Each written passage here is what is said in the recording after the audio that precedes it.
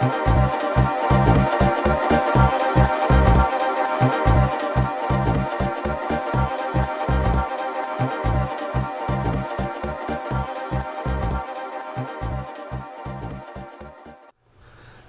can't speak for nobody else, but when I tell y'all this grind is real, it's real. I am literally glad to be back on this microphone and posting yet another podcast. What's good, everybody? Happy Wednesday. You'll probably be listening to this at some random, anonymous, unexpected point. But if you are tuning in, welcome.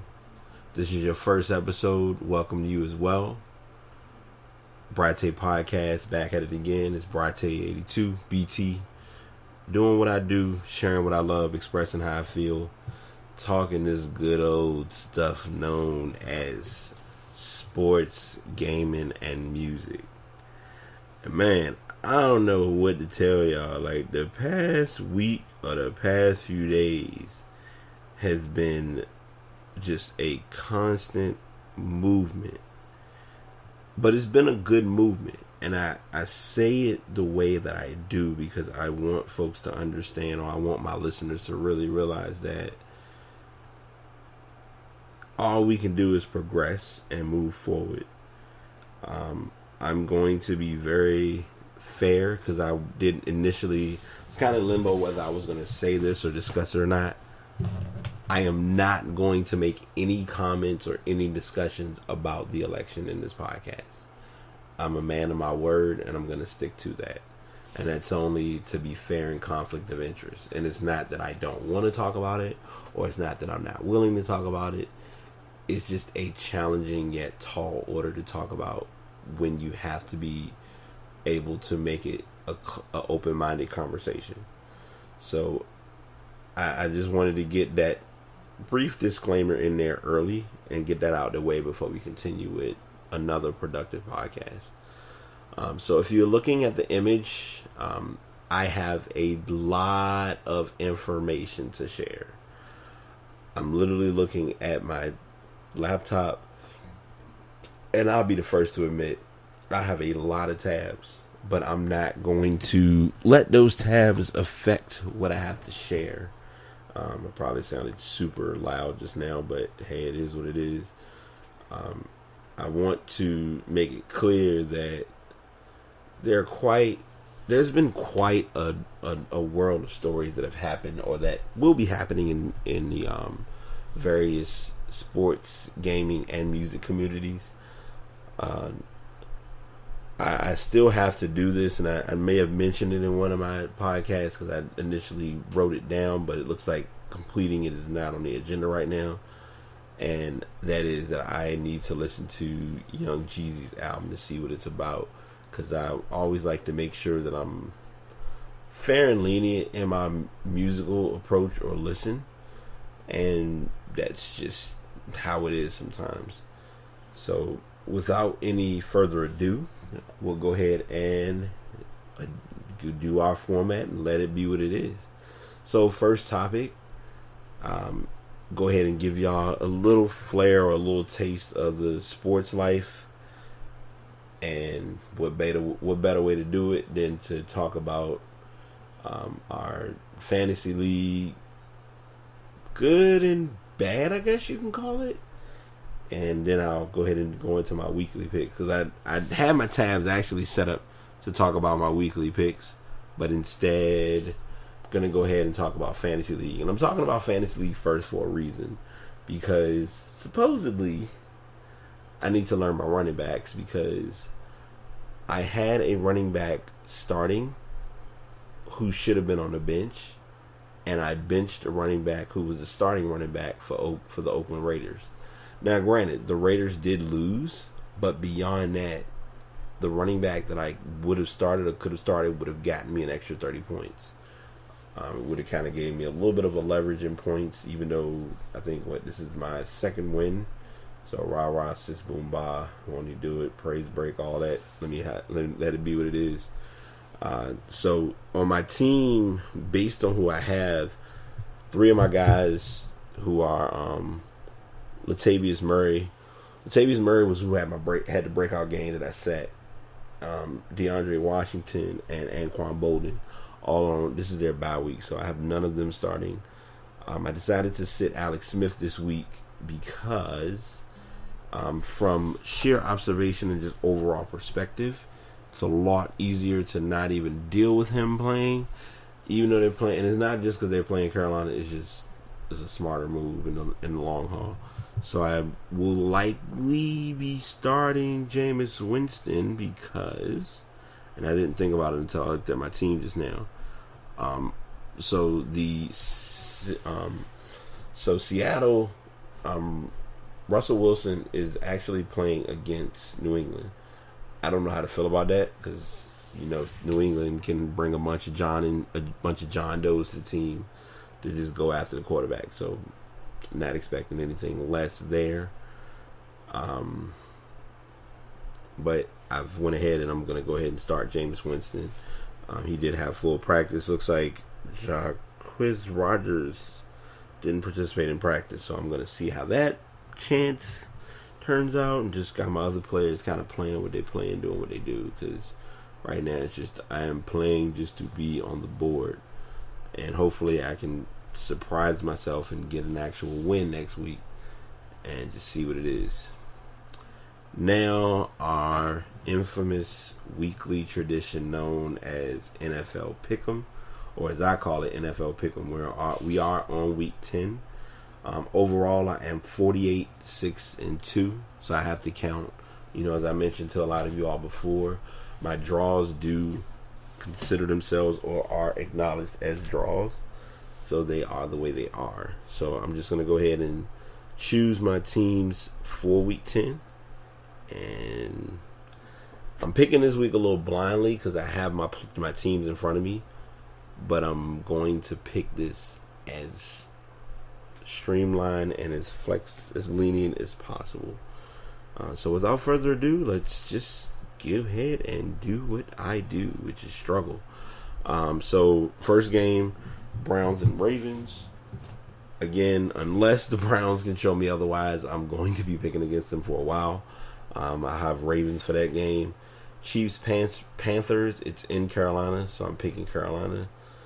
Rams and Jets. Funny story with this matchup. Everyone's waiting for Jared Goff to go in. I'm gonna let y'all know now. Jeff Fisher ain't about that. He's gonna stick to what he thinks works. You won't see Goff play this season. I'm gonna go ahead and say that now. If it happens, it's gonna be because, as they've mentioned before, he's pretty much.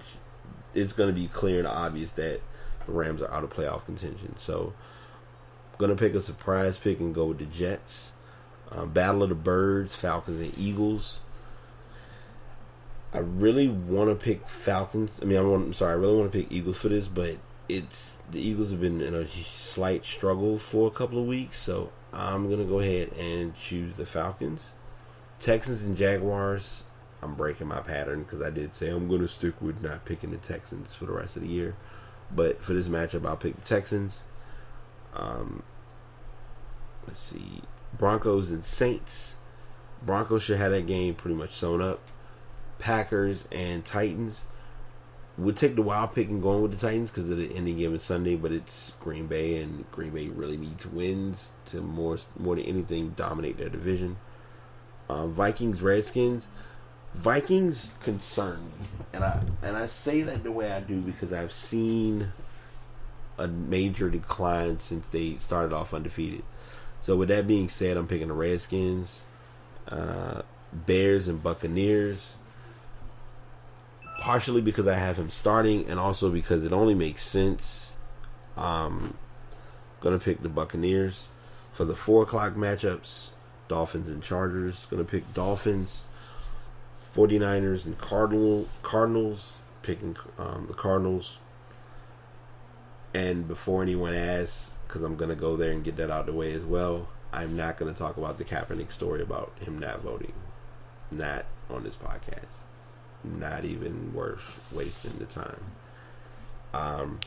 What I'm looking to be is game of the week, and it's solely because of the teams and because of the hype, and you'll see a lot of unexpected conversation. Cowboys and Steelers. Going to actually pick the Cowboys, and I know for a lot of people that's going to surprise them, but I've picked against them for quite a few weeks and have not been doing a good job. So, I mean, 7-1 should kind of be a sign of good things to come, I guess. The 8 o'clock game, Seahawks Patriots, you could kind of consider this as the game of the week A or game of the week point one, whatever you want to call it. Going to pick the Patriots, especially with it being in New England. And on the Monday night game, Bengals Giants, just because it's there and because it's literally a wow factor if it doesn't occur, because you never know with how Monday night games go. I'm picking the Giants. So those are my picks. I will be making sure I have them all notched out.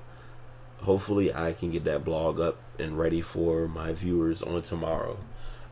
By the way, if you are following my blog at brite82.wordpress.com, I have gotten into a better rhythmic flow of finally getting my episodes to be in a blog format. I was a little behind for a while, but it's starting to come back around. So just wanted to share that with everyone.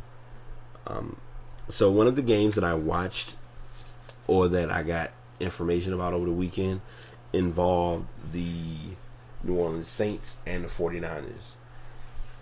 I'm inclined to believe that I got that game wrong as far as my pick, and I'm going to do some fact checking for that to verify. Yeah, I did pick that one wrong because I actually picked the 49ers thinking something miraculous would happen, and I ain't gonna say I was let down, but I didn't pick right. But I'm bringing this story up because there were 1,000 all-purpose yards combined between both teams. New Orleans had 571, and San Francisco had 486. Quite a few first downs. The passing matchup, San Fran had 393. New Orleans had 323. What I always like to watch in a game, and this is kind of what makes or breaks a team, and I'm sorry for that noise, what kind of makes or breaks a team is penalties, and this game was no exception. San Fran had 78 yards worth of penalties, whereas with New Orleans, they only had 40 yards worth. I mean, that's still a lot, but penalties can kind of be like your deal breaker. So I wanted to at least get that story into the mix and talk about that being like kind of, I ain't gonna say it could have been so much of a high scoring game. I mean, they ended up having 64 points scored in the game, but the final score was 23-41. So it was more so New Orleans time to shine and do what they do and let it be what it is. Now I am jumping a little bit into what I promised I would do, and I won't be doing these every week, but I will be kind of just giving that little pulse check to the NBA. So far, give or take, we're about 7, maybe 8 games into the season. A few teams have 8 games. Right now, looking at the standings for both the East and the West, Cleveland lost their first game of the year. They hadn't lost a game since game 4 against Golden State, and they lost yesterday. So it's a big, somewhat of a hoopla behind that. But teams can't. I mean, it's not often or hardly at all that you hear a team go 82-0. So just wanted to bring that up. Like I said, Cleveland's first. Oddly enough, Charlotte is second. They're also 6-1, but they got off to a great start last year, and it was always like, okay, well, what's next? So that's where we're at now. On the Western Conference, Clippers are number 1. I don't really get too excited about the Clippers when regular season starts. I wait until postseason to really see if the real Clippers team will show up. Thunder second, 6-1. Spurs playing tonight. They're 5-2. My squad, Houston, has been struggling. They're 4-3. I'm tempted to say that was the team that beat them, but I don't want to say that and be like 1,000,000% wrong. So I'd rather just kind of fact check it. But while I'm doing that, one of the stories or one of the teams that I want to talk about is quote unquote the winless 76ers. They still have yet to win a game. It looked like their first game of the season when they played against the Thunder was kind of like the closest shot they had of actually getting a win, and they weren't able to do so. So it was what it was. And I'm sorry, random fact just to share. The team that Cleveland lost to yesterday was the Atlanta Hawks, who Kent Bazemore had a pretty solid performance. He and I think it's Kyle Korver, I forgot, because they kind of pointed out like their backcourt being like a very dominant backcourt as far as scoring went. The 76ers are an interesting team. They have been building for almost 5 years. It's probably been longer. And I think if you really know basketball and really understand basketball, so this is kind of going to be my off the hip, but I have tabs, so I'm going to just hip it, but talk about it all at the same time. They have the team to kind of attempt to win, but they also have to be willing to have that leadership on the floor, not just someone coaching the team and telling them to do stuff. I don't really put a lot of high hopes in them, and the reason I don't is because, as I mentioned earlier, they're a young team, and to make matters worse, Ben Simmons is out for 3 months. Joel Embiid technically is in his rookie year with the team. Nerlens Noel, I don't feel ever got a chance to really kind of come into his own, but he's working on that now. Jahlil Okafor, thankfully he's bounced back from his idiocracy last season, as far as being a rookie. I think this year was kind of like get in shape, come to play, be ready to play, and he understands that now.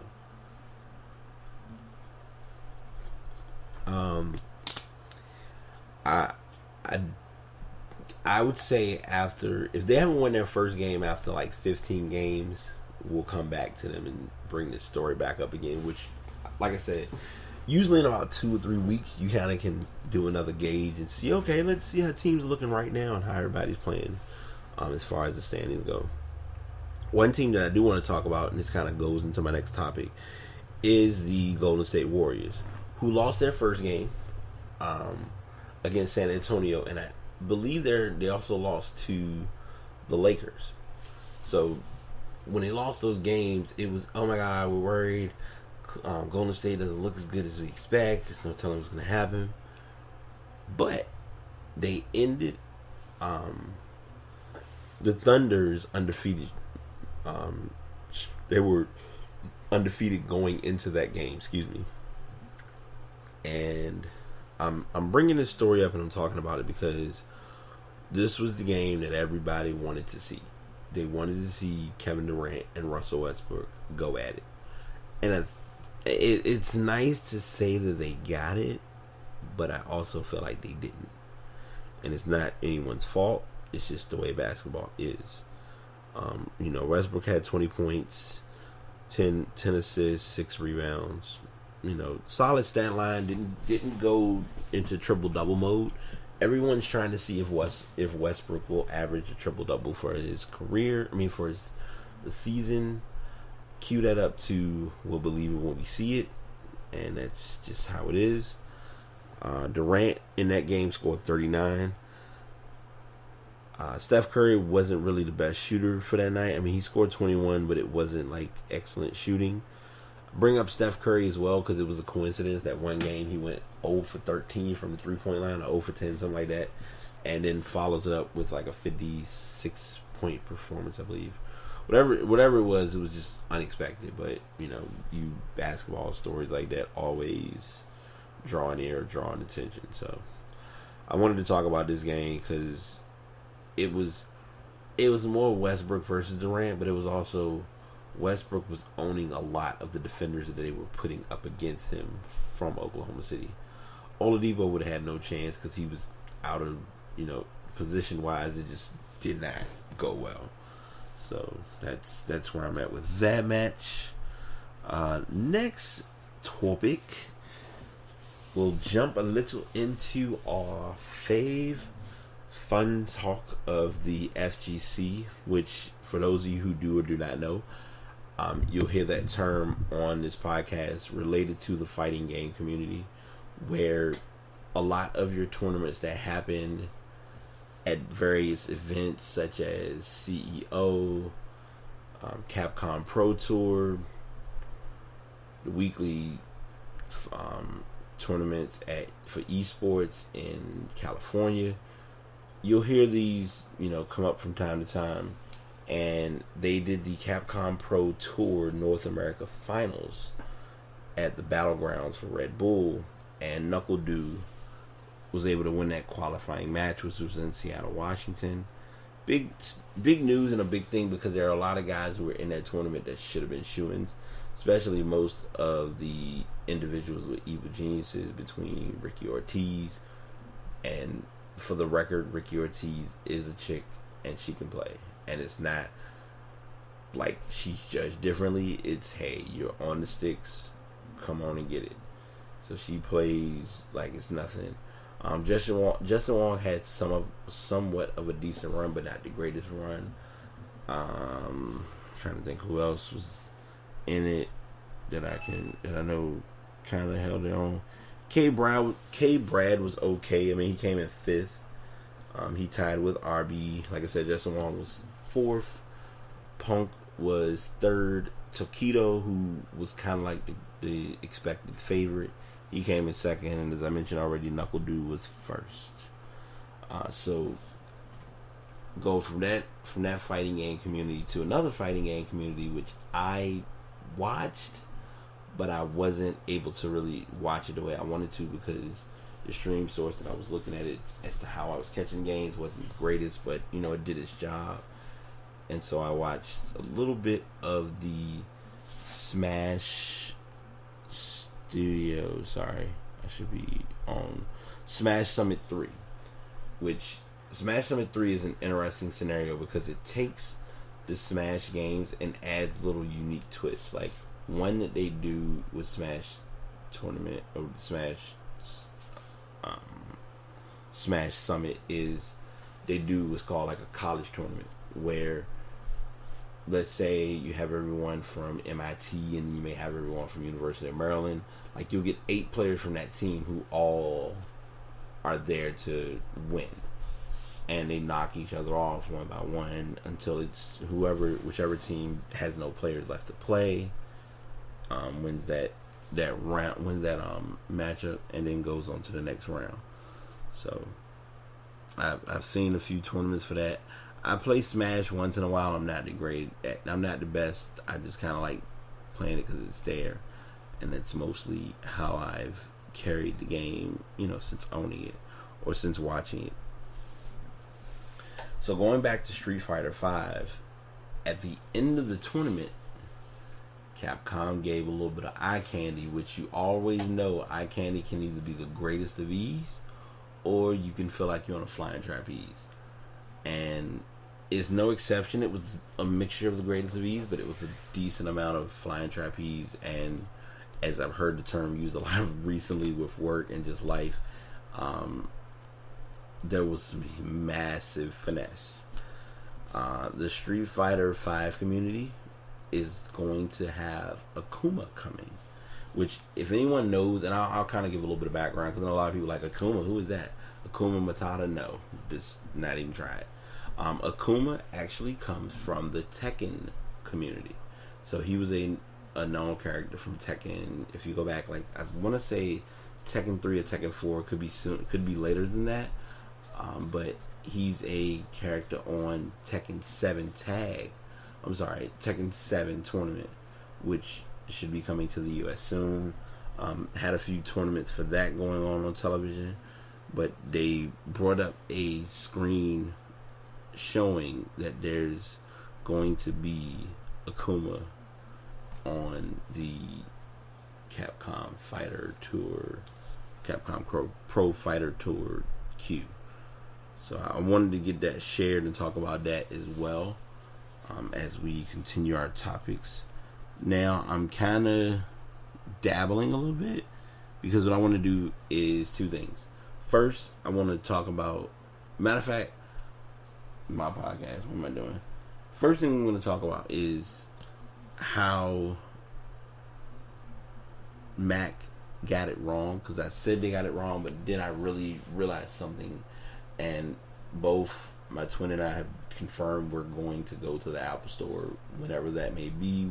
I can't tell you, but after seeing what we ended up seeing or getting news that she didn't know about and I kind of knew about, we got solid clarification. The new MacBooks that are coming out, goodbye to USB ports. They have USB-C ports, which for some people can be okay. Likely, I'm assuming they're going to have Thunderbolt. I don't know. Sorry. Long day. I'm not tired. I'm not bored from doing the podcast. I'm just tired, period. But I wanted to be a man of my word and do what I do. But they've taken the MagSafe connection, and like I said, I mentioned to you last week. If you didn't hear it or don't know what I mean, go back and listen to the podcast when I kind of give some general or simple informative details in reference to what could be coming. So, I like I said, I want to see the new Mac. My concern and my questioning of technology is, will they get that extended add-on and all that crap, or do you need to buy a whole bunch of USB-C type dongles that have USB ports on them and use it that way? I really couldn't give like a concrete answer yet, because it's still in the open. And my final topic, and I'm going to speak on this because I did hear the album, but I'm going to be honest in my feedback from the album that I have. So I was able to listen to Big Baby Dram by Dram, who, if anyone doesn't know, the hit single he's on now is with Lil Yachty, for Broccoli. Back in the day, he was doing I Like to Cha Cha. He was part of that, whole regimen. I want to say it was last year, maybe the year before. I will admit, I enjoyed listening to his album. And granted, the version I had was an edited version, but it still played and went. Another one of those start to finish, like I could actually listen to it and not, let me skip through this. Let me hear a little bit of this. Okay, I got a little bit of it, now I want to hear this song. Sometimes albums can get screwed or get the short end of the stick because we want to go to the hit singles that we know. That's why if you go back and look at a lot of Beyonce's albums, a lot of them had tracks that had already came out and been, in rotation for a minute. So I'm not going to give I think it's a 4 out of a 5 or 9 out of a 10 or 8 out of 10, whatever. I'm just going to say that I was able to listen to the CD and actually enjoy it. So if you have a chance or have not gotten an opportunity to do so, check out check out Dram's album, Big Dram. It is in stores. It is on Amazon. Yeah, shameless plug. You have multiple ways of getting it, iTunes, stuff like that. So I feel like a zombie. I don't know if I'm going to jump back up, but knowing me, I'm probably going to, because I need to save this, get it worked on, add a loop, all of those things. And I know a lot of you are like, I don't know what you're talking about, and as tired as I am, I'm probably not going to know what I said until I go back and listen to it and laugh. So with those closeouts and caps being presented, this is Bright 82, aka Bright Podcast, signing out. Follow me on Twitter, on Instagram, and on iTunes under Bright Podcast. I truly have more stories that I'm doing. Initially, I did sports. Sports was working, but I also have learned it's not that you're conforming to what others are doing, but you're doing what it takes to get that extra set of eyes on either your blog or listening to your podcast. And that's just something I wanted to kind of give as a general share from my experience with this. So I'll go ahead and cap it here. Sorry I'm being all sentimental and emotional. You know how I do. But as always, BT signing out. Y'all take it easy, stay blessed. Peace.